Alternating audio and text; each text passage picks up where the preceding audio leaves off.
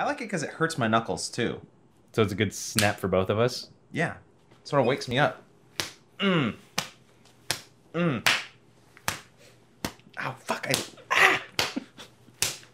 See, I lower mine. You keep yours up, and it's a weird... Ow. Okay. Okay. Oh, man. Do I look cool with these sunglasses? Yeah, you do. Do I look like I think Taylor Swift shouldn't win with these sunglasses? Those aren't women's sunglasses? Are these women's sunglasses? Wow, she went straight to the quick on that. Yeah, she did. Okay, and how do you write women so well? I think of a man and I take away reason and accountability. Ladies and gentlemen, welcome back to Movies You May Have Missed, the show where we discuss... Movies you may have missed. Wow. It's a great quote. It's a great quote. Great and quote. welcome officially to 2012. If we haven't already, welcome. It's time travel for us, but it's the right time for you. Yeah, technically it's New Year's Eve for us, which means we're on the clock to getting completely shit-faced, but also it's the new year where we look forward to things. True. With optimism and less of the emotional baggage that we learn to schlep around with ourselves every day on this godforsaken planet. Have you noticed, like, you get to the end of the year and everyone's like, this year, and I'm so bummed, and blah, blah, blah. I just can't wait to get out of this poor sick And it's really bastard. like a matter of hours between, like, oh, 2011, what a pain in my head. Yeah. 2012! Between, like, I am an utter failure and life is my oyster. And somehow that relates celebrate to that, movies. Yeah, we have for you a gem, a lovely pair of movies about hope in relationships. And another MYMHM first. We're just breaking all kinds of rules and barriers and exciting new stuff in that we're covering our first film and sequel. Yes. On MYMHM Because in we're one crazy. double feature. It's because we're crazy. And let's just break the seal, guys. First up, we have none other than the 1995 Yes. romantic, Relationship. conversational, Indie. Vienish. It's like the sausages. You know, you open the thing and they're like this horrible little slimy Gross. things. I'm gonna leave it at that. Classic. Classic. Before Sunrise. So Before Sunrise is one of the, I believe, earlier exploits of director Richard Linklater. Linklater. Yes. Who you might know from a variety of bizarrely eclectic films. Mm-hmm. Director of such gems as Waking Life. Yes. And... Do you want me to pull him up? Could you? I'll pull him up. My memory is a shaky, horrible thing. It's a half asleep rodent on a running wheel that's made of cheese. So he eats at the wheel, and so director of 21 films, untitled 12-year project due for 2015. Bernie, me and Orson Welles. I see. A Scanner Darkly. Fast Food Nation, the 2005 remake of Bad News Bears. Oh God, really? School of Rock. School of Rock. Tape. Your Waking Life, The Newton Boys, Suburbia, Dazed and Confused, Slacker, and then he starts getting into films that I've never heard of, like Heads I Win, Tails You Lose, It's Impossible to Learn to Plow, and Woodstock, which I don't know what that is. Wow. And Before Sunrise follows essentially just two people. We have those of Ethan Hawke, American Tourist, Jesse something, don't ever actually know. No, I don't think it's important. And Ms. Julie Delphi as the French woman Celine. And she's lovely. She's lovely. I took French for 4 years in high school. When I first got to Paris, I stood in line at the metro station. I was practicing. Un billet, s'il vous plaît.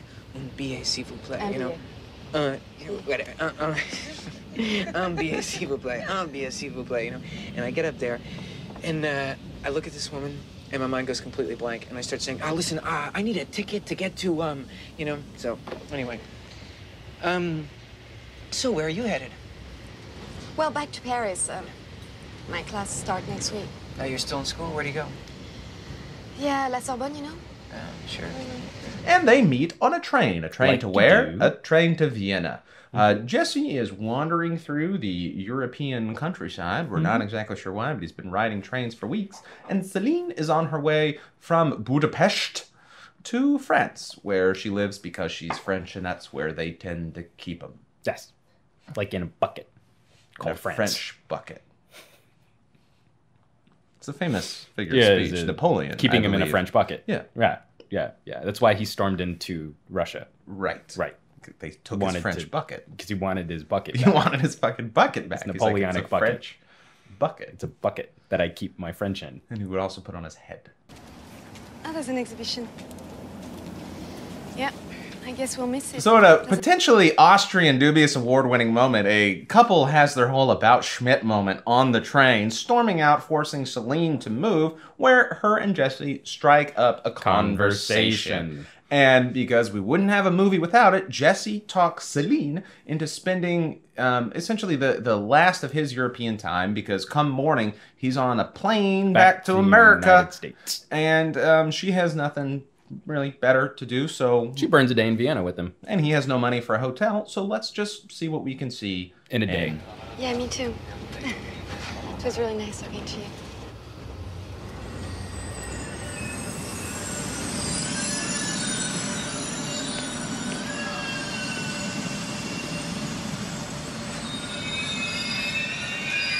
And basically, what follows is sort of a My Dinner with Andre, but walking. Right. The entire movie is conversation. It is walking and conversation, and very long takes as we explore who these people are. We find out more about Jesse. Why is Jesse in Vienna? Find out more about Celine. What makes her tick? And it's this sort of long and uneventful budding romantic experience between these two young people, and they seem very young to me. I think I have become old and embittered, and we'll get to this later, which is why the older movie appeals to me more. Right. Cynicism. But it's nice. This is a very nice movie. We all have our own, like, individual, unique soul, right? Where do they all come from? You know, are modern souls only a fraction of the original souls? Because if they are, that represents a 5,000 to 1 split of each soul in just the last 50,000 years, which is like a blip in the Earth's time. You know, so at best, we're like these tiny fractions of people, you know, walking. I mean, is that why we're all so scattered? You know, is that why we're all so specialized? Wait a minute, I'm not sure. I don't agree. I know. It's a totally scattered thought. Which is kind of why it makes sense. Yeah, I agree with you. Yeah. Let's get off this damn thing. Had you seen this movie before? No, but I've heard it talked about a lot. It was an early fan favorite of ours. It was recommended quite often on Twitter, and unfortunately, just because Twitter has a memory of about 37 seconds, I couldn't find who originally suggested this film. But then Tuck would also write us about this quite a bit too. So Sir Tuck, you know, we're finally covering this film after almost 3 years of production on this show. Yeah, because timing seems really important to this. So I know that Tuck, who you might remember from our episode on The Man... Who Would Be King? No. The Man for All Seasons. Yeah. Timing is important because this would be a very formative movie if I would have seen it earlier. Like in roundabout 1995, where at least in my like sort of movie growth, I was just watching straight edge sort of blockbustery movies, and the idea of a movie coming which across is just conversation, just people, smart people talking, and it's not dramatic talking. It's not about how we're going to get to the bank and how we're going to like rob the thing. Because the film is deliciously simple. Right. I mean, it's a lot of long sequences, walking, talking, and then sort of views on life, relationships. It's barely a film. Right. Especially from where I would have been at that age. And there's definitely a lot to like about this film now that I'm a little older than the main characters. It sort of reminds me of some of the romanticism of my former self back in like late high school, early college. Like it sort of reminds me of sort of some of the idealism and some of that youthful exuberance that I used to have for living life before I was ground under the heel of life and society. Wow, I mean, that's how true. And there's a separating element for me on this because we're watching two people and they tend to talk very much about men and women and the differences between men and women. Yeah. And these really blown up and borrowed ideas of idealism that they've inherited from largely either their parents or presumptions or from books. And they essentially don't know who they are exactly. More so for Jesse, Celine manages to have the sort of like pseudo haughty Frenchness. Well, you had brought up a great comparison between the two, though, that she discusses things in a more conceptual fashion, in a more sort of imaginative or creative fashion, and that Jesse's stories tend to feel like they're borrowed. Right. Like me and a buddy, or my buddy once told me. And it's hard to it's hard to make this a criticism of the film, because there are some times where I almost feel like that's Ethan Hawke showing the seams of his performance, and sometimes where that is what the character is supposed to be about, where he's delivering stories that maybe didn't quite happen to him or are embellished or something like that. In that kind of way that when you're younger, you sort of spin a slightly taller tale about something that happened to you than maybe what really did. Their genitals and become angels. I like that. All right, one question though, back there. When the women are dancing and being all spiritual stuff, right? Where are the men? Are we out food gathering? Are we not invited? You all don't need us? What? Men are lucky we don't bite off their head after So, leaving. vital statistics. Oh, goody. Production budget, about $2.5 million, did about $5.5 million in the States, about $17 million foreign. That's amazing. For a take of almost $23 million. Almost all of which was probably in Austria. I was going to say probably Germany and France. Right. Yeah. The figs. You know how they get. French, Rotten Italian, German, Tomatoes, we've got a 100% critic score. What the fuck, really? 92% audience score. Wow. And actually, those are pretty close to where I would have imagined this would be. I think film fans are probably going to be the only people that approach these films, and they're fantastic examples of this style of filmmaking. And which we've touched on many times at this point before, but I think a lot of that 8% dip can be attributed to the fact that the critic score will have come from 1995. Oh, a lot absolutely. of the audience score will be coming from later and more maturized. Is this a word? Yes. Yes. More maturized viewing audience that would look back at this, and this seems more naive than it might have. Well, and it definitely gets caught up in its 90s-ness. Yeah. It is an appropriate story from its time period. It is sort of a time capsule of what independent film looked like, of what it sounded like. You know, a lot of the location sound is a little right. But I still think it's a premier example of what a conversational based movie could be, especially in an era before like Quentin Tarantino was sort of responsible for all of the exciting dialogue that we have today. Right. It's the reality of the situation as we see it, and reality bites. It's a movie title, you son of a bitch. See what I did? See what I did? What? You know,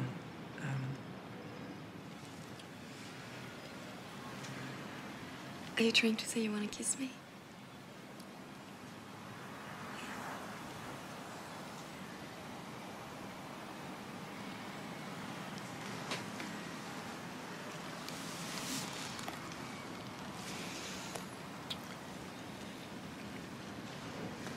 In the effort of fairness, ladies and gentlemen, we will present you with a 20-second opportunity, should you have never seen Before Sunrise, to shut this off and essentially fuck off into the world and take care of that, because at least at the time of this taping, it was available on Amazon, Netflix Instant View, but it is on a timer. I think it was supposed to get pulled off on like January 25th or something.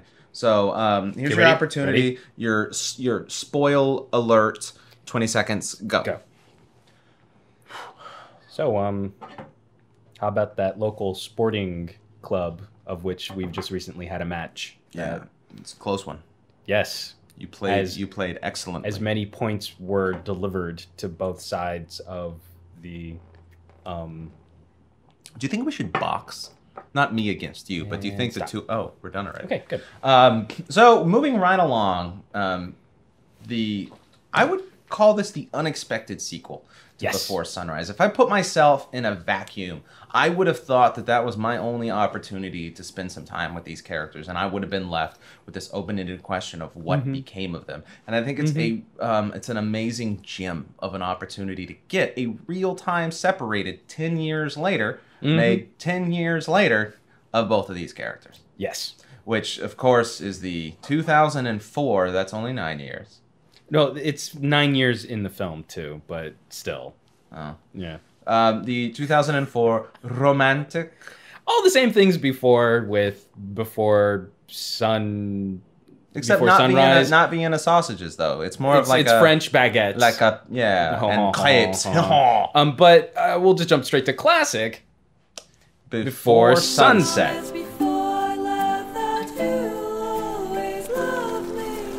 So here's Spoiler Town. Because at the end of Before Sunrise, we're left with a proposition. And that proposition is that the two main characters are going to meet up again at the train station that they left off, that they parted ways in 6 months. Yep. And that's where we're left with this big open-ended question as to what became of these people and where did they go with their lives. And it's just this light romantic. We can imagine that they got back together and they were happy, or we can imagine that they didn't meet up and that's sad, but it's up to us to kind of fill in that gap. Well, Before Sunset happens and we're given the answer. Right, and it's already dubious that there's this movie that's 9 years after the first one, and it's talking about, you know, Jesse and Celine meeting up in France. You know, like, how they made it? I thought they were married. And we open with Jesse is now a successful writer in France, having just published his book about one night in Vienna with the girl. And so I thought if I could write a book that could capture what it's like to really meet somebody. You know, I mean, one of the most exciting things that's ever happened to me, right, is to really meet somebody, make that connection. And if I could make that valuable, you know, to capture that would be the attempt. Or did I answer your question? I'll try to be more specific. Okay. Were there ever a French young woman on a train you met and spent an evening with?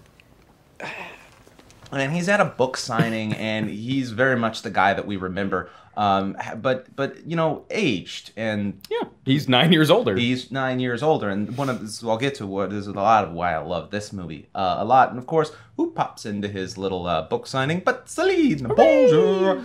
I speak French because I'm French. Although her accent has become much more Americanized in this film. Yes, and we discover that they did not, in fact, make it back to that train station. Hello. How are you? Good, and you? I'm good. Yeah, I'm great. Do you want to maybe get a cup of coffee? Do you need to say you have a plane to catch? Yeah, but I mean, I have a little time. Okay. Yeah. All right. Well, let me I'll meet you outside then.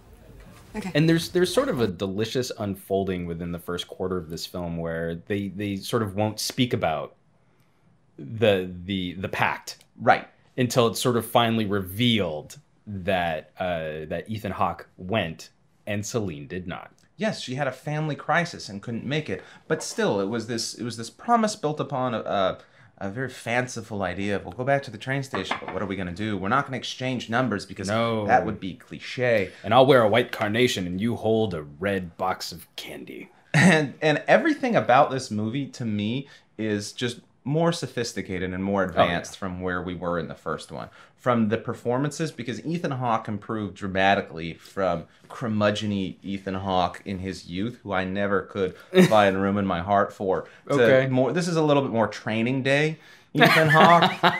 I don't know if he's ever demonstrated an ability to have different facial hair. I can't prove that. Right. But this is before he went off the deep end and was Daybreakers Ethan Hawke. Is that a different Ethan Hawke? Because isn't he just a transplant of the? Does he play Jesse in Daybreakers? No, it's funny because we had this conversation off camera, but I kind of like his shtick now.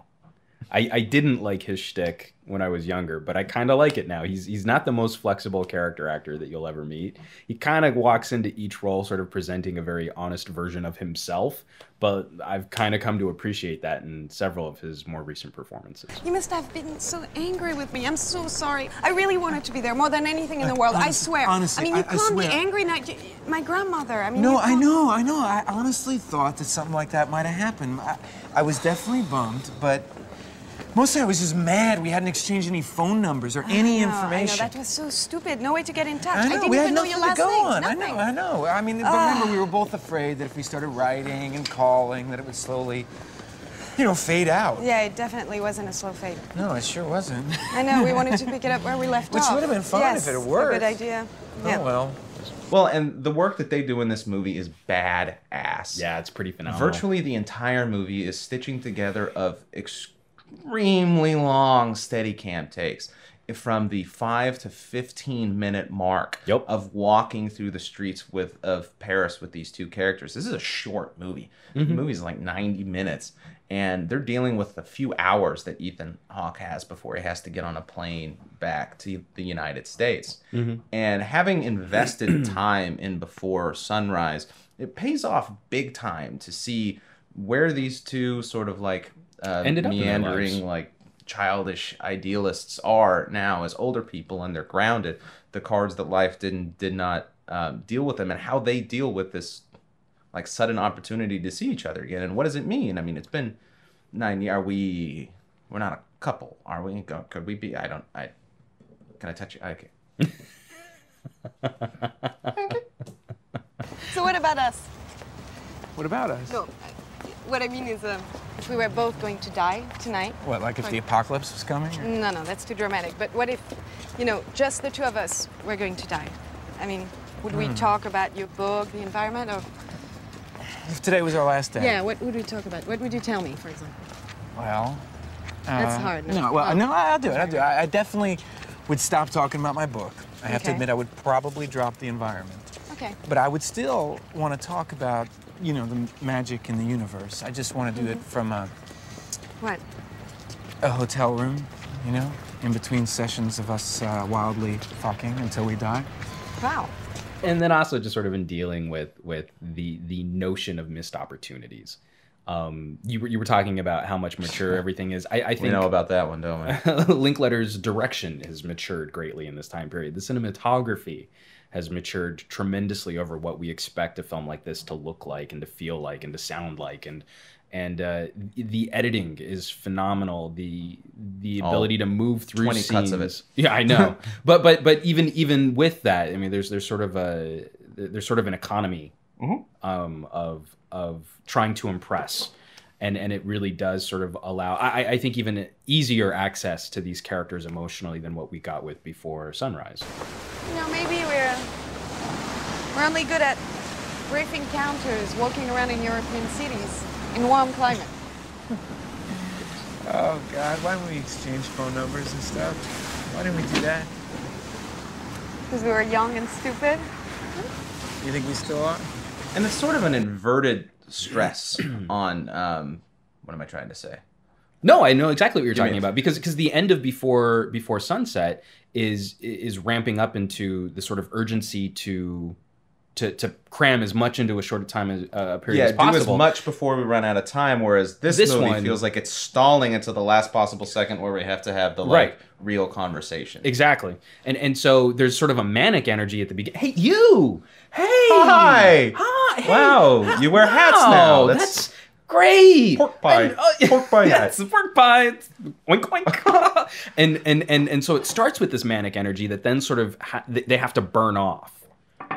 And kind of have to burn off through conflict before they can finally get to some sort of... And it's not even a resolution. I think Linklater, again, I don't know if it's the smartest creative decision at this point, unless they really are planning on revisiting these characters yet again. But this movie ends in a fairly open-ended fashion, similar to Before Sunrise.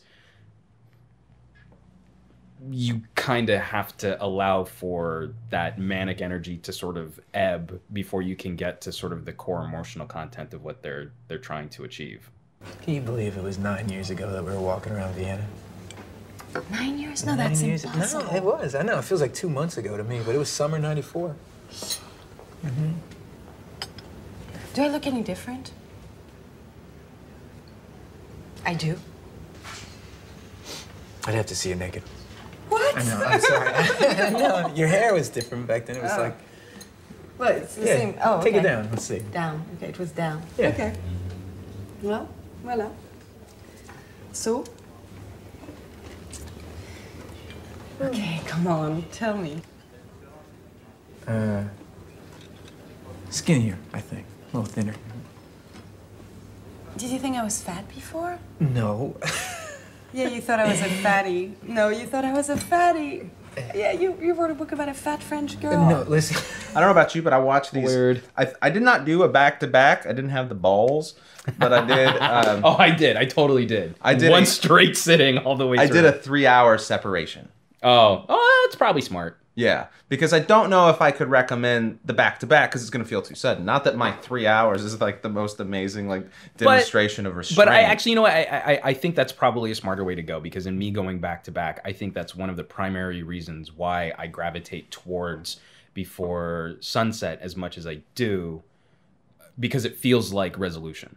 Well, it feels like me, too. And I didn't get a chance to marinate on Before Sunrise. Maybe a lot of it's going to be, at least for people that are close to either age, to some extent the formative nature of which one you're closer to when you watch them. I'm much closer to both the actual character age and the sort of the mentality, life state and mentality of the Before Sunset. So Before Sunrise was almost like watching sort of an annoying look back into like how we used to talk and how we used to behave, rolling your eyes. Youth. Oh, no. And then this was like, oh yes, reality. And I drink my coffee black and smoke cigarettes. Yes. More recently, I've started to think that me, you know, my personality, whatever, that I don't have any permanent place here, you know, in eternity or whatever, you know. And the more I think that, I can't go through life saying that this is no big deal, you know.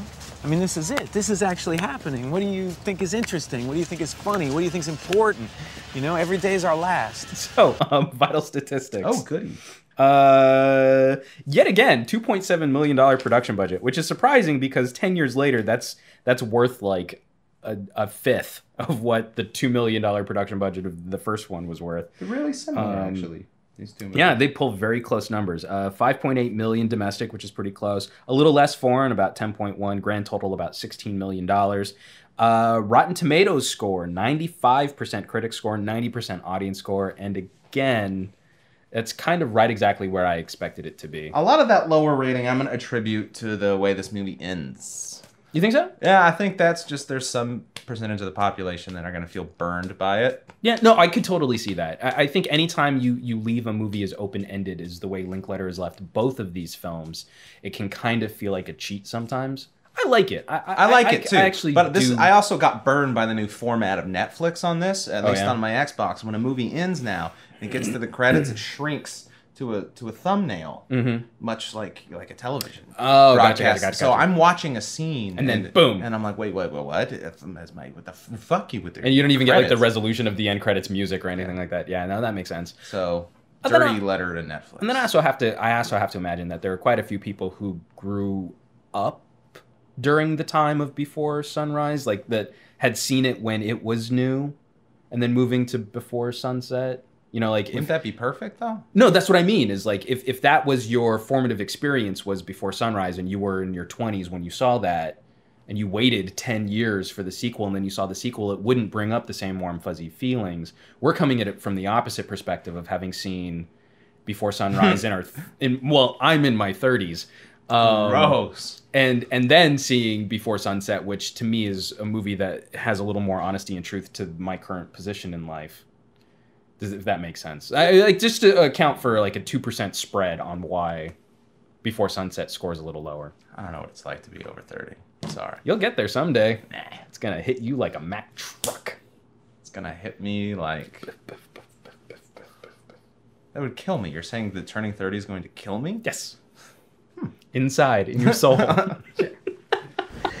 But then I think that I might have given up on the whole idea of romantic love, that I might have put it to bed that day when you weren't there. You know, I think I might have done that. In presenting these two movies to you as the sort of double feature thing that we do on the show now, we actually have a hard time sort of recommending how you should watch these films. I don't think I would recommend watching this as a back-to-back double feature. No. Like in the one afternoon that I sort of like... Not unless you have to due to a production schedule. Right from one movie directly into the other just because it was on Netflix and ready to go. But I also don't know if I advocate for trying to force yourself into a 9-year separation, because that would just be weird. That would be pretty weird. Are we going to have movies in 9 years? That would be an awesome dedication to the sort of truth of the film making behind these films. So how about this? Everybody go watch Before Sunrise right now. In Vienna. Well, no, you don't have to be in Vienna. You can be anywhere you want. It's trying to do something special. Well, that's what I'm getting to, though.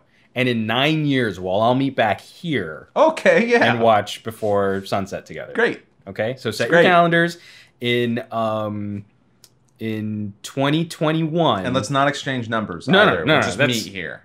Why would we do that? I know that's so gross. cliche. It's gross. We call each other and it'd get weird. So 2021, we'll all meet back. We'll watch Before Sunset, and hopefully by then there's like a Before Moonrise or something like that. I almost vomited in my mouth. Are you going to be 40? Yeah. Oh. I know. I'm excited. Wow. Because I'll have to wonder what else I feel like dies you just inside turned, of you. I feel like you just turned with 40 each decade because of that realization. Well, now you're thinking about it. Now you're it's in 40 your years mind, old and to it's me. Gross. It's but nasty. you'll be like 38. Oh my God, no, I won't. Yes, you will. I'll believe it when I see it. When that Mack truck hits, baby. Oof. Oh, it's gonna be gross, and you're gonna go down hard, and I'm gonna laugh. That's what she said. So next week we have a pair of independent, angsty coming-of-age films that I think are going to be very exciting because it's sort of a devil and angel situation between the two films. Okay, I'm yeah. gonna have a lot of fun with that as a double feature. Indeed. Quite. So until that time, he's Lee. He's Juan. And have fun watching some movies. Slut. Huh. What? You said that to the camera, though, right? Yeah, I didn't say it to your wife. Okay, that's good. I said it to anybody that I'm the happens to only be one watching who's allowed this. to call her that. However, if she very makes, selective about if she where makes I the can mistake call of her. watching this episode, then at some point I'm going to call her a slut. Right, but only if she's making eye contact with you through the computer. Correct. Yes. True story.